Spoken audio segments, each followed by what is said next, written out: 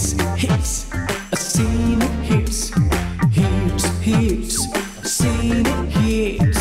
নতুন পুরনো ছবির গানে বাজবে সবার প্রাণে প্রাণে hits, hits, scene hits.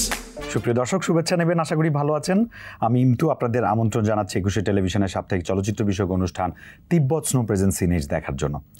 আপনারা যারা নিয়মিত দেখেন তারা তো জানেন, আর যারা নতুন জয়েন করেছেন তাদের জন্য জানিয়ে দিচ্ছি সংক্ষেপে।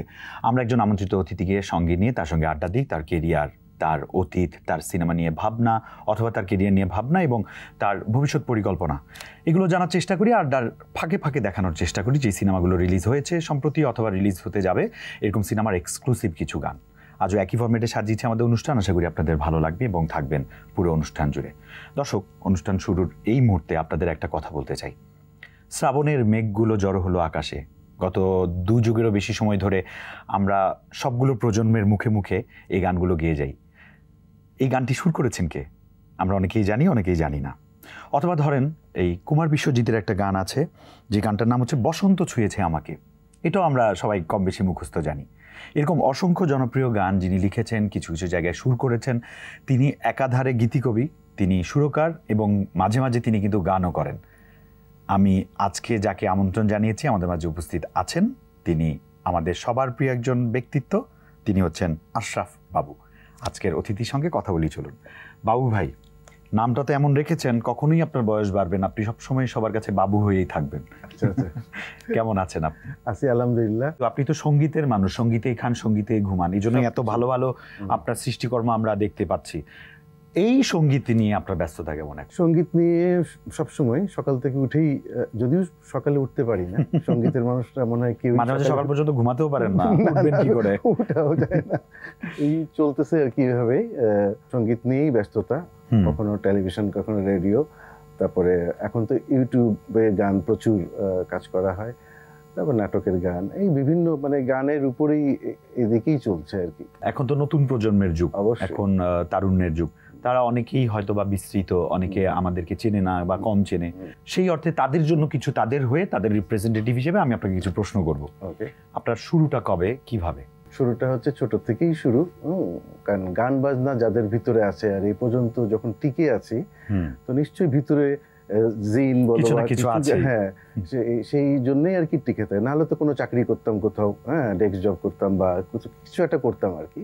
তো এখন এই গান নিয়েই করি আর কি। হ্যাঁ, তো সেটা শুরুর থেকেই তোমার ম্যাট্রিকের আগে থেকে, 84-র আগে থেকেই আমার গান করা, আবার লিখি শুরু করি ঘরে বসেই। আচ্ছা, পরে ম্যাট্রিকের পরে চিন্তা করলাম যে একটা ব্যান্ডে গাইবো বা একটা করবো। তো তখন গেলাম একটা ব্যান্ডে, যে বললাম যে আমি গান গাইতে চাই। তো ওরা বললো, না, আমাদের এখানে অনেক শিল্পী, তোমাকে নেওয়া হবে না, তো তুমি গান লেখা শুরু করো, যদি আমরা অ্যালবাম করি তোমার গান আমরা নিব।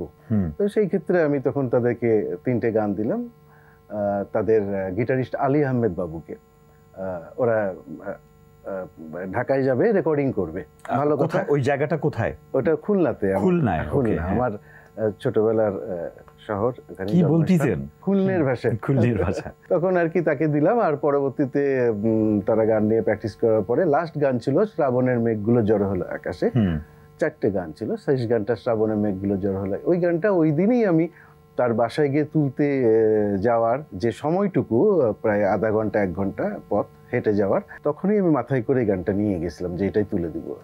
আগে তো 3টা দেওয়া ছিল, এটা চতুর্থ নাম্বার। দৃষ্টিপ্রদীপ, স্বর্ণলতা, রাজনীতি, এই 3টা গান দেওয়া ছিল লেখা। পরে এই 4টা গান মিলে টোটালটাই তাকে তার বাসায় টেপ রেকর্ডারে, ওই সময় টেপ রেকর্ডার অন করে দিচ্ছে, আমি টেবিল বাজায় বাজায় গিয়ে ওকে তুলে দিলাম, যা বাবা। কিন্তু আমাকে আর নিল না ঢাকায় রেকর্ডিংয়ে, আমি খুলনাতেই থেকে গেলাম।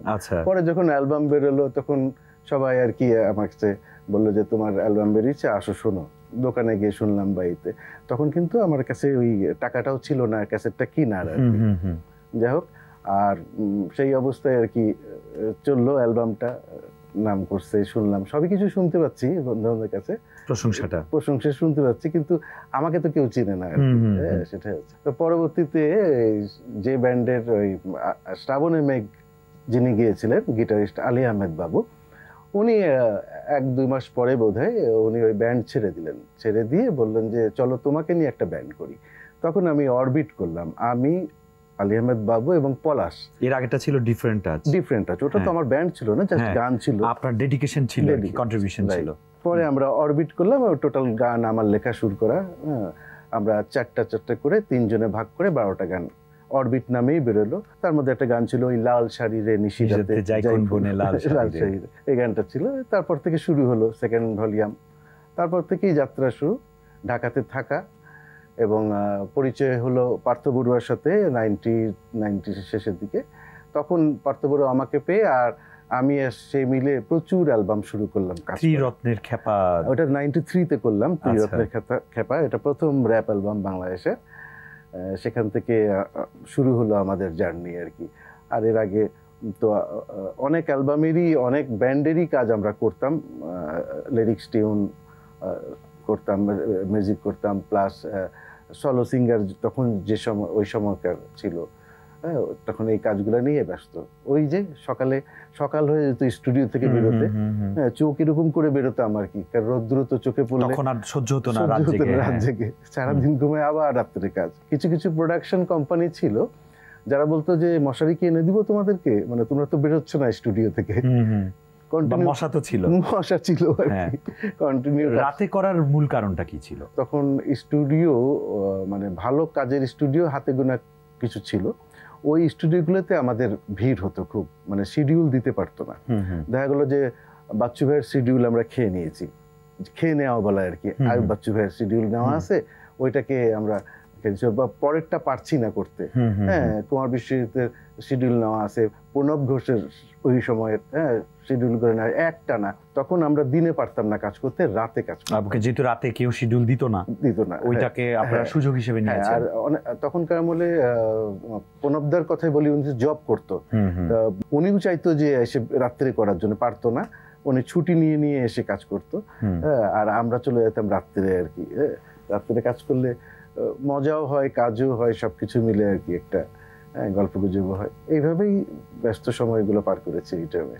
Very nice. আরো জানবো, কিন্তু তার আগে একটু দর্শকের কাছে যেতে হচ্ছে। দর্শক বন্ধুরা, বাবু ভাই সম্পর্কে অনেক অজানা আমরা জানার চেষ্টা করব, তবে এই ফাঁকে নিচে ছোট্ট একটা ব্রেক, আমাদের সাথেই থাকুন। দেখা হচ্ছে ব্রেকের পর তিব্বত স্নো সিনেটস। এরপর আপনাদের সবাইকে স্বাগত জানাচ্ছি তিব্বত স্নো প্রেজেন্ট সিনেটস। আমাদের সঙ্গে আছেন আশা বাবু ভাই। চলুন কথা বলি আমাদের আজকের অতিথির সঙ্গে। আজকে যে সিনেমাটা আসলে উপলক্ষ আপনাকে ডাকার, বিল ডাকিনী নিয়ে কিছু শুনতে চাই, আমাদের তুহিন ভাইয়ের পরিচালনায়। রাইট। আপনারা তুহিন ভাইকে অনেকেই খুব ভালো করে চেনেন। ওনার নাম হচ্ছে ফজলুল কবির তুহিন, যিনি হুমায়ুন আহমেদ স্যারের বিভিন্ন ক্রিয়েশনে হিমু ক্যারেক্টারটা সবসময় উনি অভিনয় করতেন। তার পরিচালনায় সিনেমা বিল ডাকিনী। আমি যদি ভুল না করি, এটা তো 2019-20 অর্থ বছরের একটা সরকারি অনুদানপ্রাপ্ত সিনেমা বিল ডাকিনী। আপনি এখানে সঙ্গীত পরিচালনার কাজ করেছেন, আপনার অভিজ্ঞতাটা একটু শেয়ার করেন। কারা কারা গান করেছেন, কটা গান আছেন, কি কি গান আছে? আমারই প্রথম অভিজ্ঞতা আর কি। আমি প্রথম এককভাবে এই কাজটা দায়িত্বপ্রাপ্ত। ওনারও আমাকে ওই যে গানের জন্যে, আগের গানগুলা জানে যে কি কি গান আমি করেছি, যার কারণে তারা একটু ডিফারেন্ট কাউকে এনে কাজটা করানোর জন্যে আমি আর কি হলাম। তো যাই হোক, এটা প্রথম কাজ আমার, একক প্রথম কাজ। এই ছবিতে আমি টোটাল কাজটাই করেছি, ব্যাকগ্রাউন্ড মিউজিক প্লাস এই ছবির 3টে গান। তো এই 3টে গানে আমার মিউজিক করা, তার মধ্যে একটা আমার লেখা সুর করা একটা গান, আর বাদ বাকি 2টা গান ছিল। যেমন একটা গান নিশিতা বড়ুয়া গিয়েছে, এটা হচ্ছে চণ্ডীদাস রজকিনী ওনার গান, সেটাকে আমি কভার করেছি, নতুন করে মিউজিক করেছি আর কি আমাদের এতে। আরেকটি গান মোশাররফ করিমের নিজের লেখা, সুর করা। এটা উনি মেবি নাটকে করতেন, অনেক পুরনো গান, অনেকেই এই গানটা করছে, ইউটিউবে দেখতাম। তো উনি এই ছবিতে ওই গানটা নিজেই গাইলেন, সকণ্ঠে গিয়েছেন। তো ওনাকে নিয়ে এই গানটা করেছি। আর একটা গান তো আমি বললামই, একটা বিয়ের গান, সেটা আমার লেখা সুর করা গান। আর কণ্ঠ দিয়েছিলেন সুজানা রূপা আর আয়েশা মৌসুমী, পাওয়ার ভয়েসের, ওরা দুজন এই গানে লিপস করেছেন। একটা নিশিতা বড়ুয়া আর একটা মোশাররফ করিম, এই টোটাল 3টে গান এই ছবিতে। আর মিউজিক প্রচুর, মানে ব্যাকগ্রাউন্ড মিউজিক, সময় দিতে হয়েছে, এতে অনেক সময় দিতে হয়েছে। কারণ ছবিটার পটভূমিটা হচ্ছে গ্রামীণ, আর সেখানে সব কিছুই আছে একটা ছবিতে, অ্যাকশন, তারপরে ড্রামা, তারপরে সিকোয়েন্স, রোমান্টিসিজম, সব কিছুই আছে। যার কারণে মিউজিকের ক্ষেত্রে আমাকে অনেক চিন্তাভাবনা করে করতে হয়েছে আর কি। তো যার কারণে আর কি সময়ও লেগেছে আমার প্রচুর এতে কাজ করতে। আর আমি সব সিনথেসাইজ না করে আমি অ্যাকোস্টিক ইউজ করেছি, যেটা অন্যরা করে কিনা আমি জানি না, কিন্তু আমি স্টুডিওতে অনেক সময় ব্যয় করেছি ব্যাকগ্রাউন্ড মিউজিকের জন্য, যেটা আমি এক একটা রিদম সেকশনে আমি 15 জন 16 জন করে মিউজিশিয়ানকে আমি কাজে লাগিয়েছি এক একটা সেশনে। দিয়ে আমি যেভাবে ইন্ডিয়ানরা করে বা আরও কলকাতার ছবিগুলো যেভাবে করে বিগ বাজেটটা, আমি খুব স্বল্প মূল্যে ওনাদেরকে আমার যদ্দূর আমি পেরেছি আমি প্রতিদিনই কাজ করে ব্যাকগ্রাউন্ড মিউজিক প্লাস গানের মিউজিকগুলোকে একটু হাইলাইট করার জন্য একটু চেষ্টা করেছি আর কি। কেন বিল ডাকিনিতে আপনি এত বেশি ডেডিকেশনটা দিয়েছেন, নাকি সবসময় আপনি এরকম করতেই পছন্দ করেন? না, আমি করি ভালো কিছু পেলে আমি অনেক নিজের থেকে অনেক শ্রম দিই, আরো ভালো করার চেষ্টা করি। এবং ব্যাপারটা হচ্ছে এখানে যদি আবেগ না থাকে, যদি ভক্তি না থাকে একটা কাজের উপরে বা সেই প্রোডাকশনের উপরে, তাহলে কিন্তু ভিতর থেকে কিছু বেরোবে না। টাকার জন্য কিন্তু সবকিছু হয় না। হ্যাঁ, নিজের মেধাটা কিন্তু টাকা দিয়ে আসে না। আমাকে ভালো জিনিস পেলে তখন আমি চাই যে ওটাকে আরো সুন্দর করে আমি উপস্থাপন করি মানুষের কাছে, হ্যাঁ, যাতে তখন আমারও হয়তো আরো পাবলিসিটি বা যা দরকারের সেটা হবে, কিন্তু আমাকে ছাড় দিতে হবে। অভিনয় কার ভালো লেগেছে দেখে? অভিনয় তো মোশাররফ করিম তো লাখে একটা, হ্যাঁ, সুন্দর অভিনয়। পার্নো মিত্র, সেও আমাদের বাংলাদেশি ক্যারেক্টারে ফুটাই তুলছে। তার যদ্দূর তার সম্ভব সে অনেক, আমি জেনেছি যে সে অনেক কাজ মানে এফোর্ট দিছে, এটার মধ্যে কোনো রেস্ট পায়নি সে, হ্যাঁ, কাজ করে গেছে সে। আর শিল্পী সরকার, অপু, জর্জ ভাইয়ের তো অসাধারণ অভিনয়, এবার ভিলেন ক্যারেক্টারে ছিলেন উনি এর মধ্যে। তো সব মিলিয়ে একটা ছবির ভিতরে একটা অন্যরকম খেলা, এটা দর্শক না দেখলে বুঝবে না।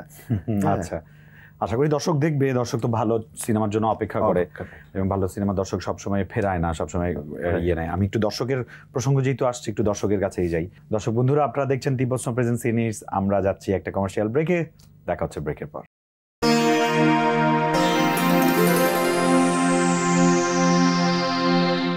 ব্রেকের পর আপনাদের সবাইকে আবারও স্বাগত জানাচ্ছি। আপনারা দেখছেন তিব্বত স্নো প্রেজেন্স সিনিয়র্স। আমাদের সঙ্গে আছেন সঙ্গীত ব্যক্তিত্ব আশরাফ বাবু ভাই। চলুন কথা বলি তার সঙ্গে। বাবু ভাই, আপনি যে সিনেমাটার কথা বললেন বিল ডাকিনি, যেটা নিয়ে আমরা আলাপ করছিলাম, এখানে মোশাররফ করিম ভাই আমাদের সবার প্রিয় একজন মানুষ, তিনি এখানে সকণ্ঠে গান করেছেন, এবং উনি কোনো এক নাটকেও অনেক আগে হয়তো এই গানটা করেছিলেন, কিন্তু নাটকে তো আর এত অ্যারেঞ্জমেন্ট করে করেননি। গানটা কি একটু যদি? গানটা ওনারই গান। এই গানটা উনি নাটকে করতো, স্টেজেও করতো। এই গানটা ওনার কাছে শোনা যে উনি রিক্সায় করে ঘুরতে ঘুরতে, আমার মতনই অবস্থা আর কি, এই গানটা লাইটিংস ছিল বিল্ডিংগুলোতে, হ্যাঁ, এগুলো দেখতো, হ্যাঁ, ভালো কেন এত ভালো আর কি, হ্যাঁ, এরকম তার মনের মধ্যে আসছে এই জিনিসগুলা। তো সেখান থেকে সে গান নাকি তৈরি করেছে। ঠিক আমার সাথেও মিলে যায়। আমি লালসারি গানটা কিন্তু রিক্সায় বসেই করা। আচ্ছা, আমার ব্যান্ডের অরবিটের গানটা। বর্তমান প্রেক্ষাপটে আমাদের সিনেমাগুলোয় যে বিজিএম হয় বা মিউজিকগুলো হয়, আপনি একজন সিনিয়র মিউজিশিয়ান হিসেবে আপনার অবজারভেশনটা কেমন হচ্ছে? আমরা কি পজিটিভ দিকে যাচ্ছি, না একটা জায়গায় থেমে আছি, নাকি দিনকে দিন পিছাচ্ছি? তা আমরা আগাচ্ছি, হ্যাঁ, আমরা আগাচ্ছি। এটা গুড সাইন আমাদের জন্যে। আমাদের মিউজিকগুলো আগের চেয়ে অনেক বেটার হচ্ছে। নতুন নতুন মিউজিক ডিরেক্টর যারা আসছেন, হ্যাঁ, আমার মতনই অনেক দিন কাজ করে, তারা মিউজিশিয়ান থেকে আসতেছে, যার কারণে তারা বুঝেই করছে। এমন না যে একটা কিবোর্ড দিয়ে সব সেরে ফেলতেছে, তা না।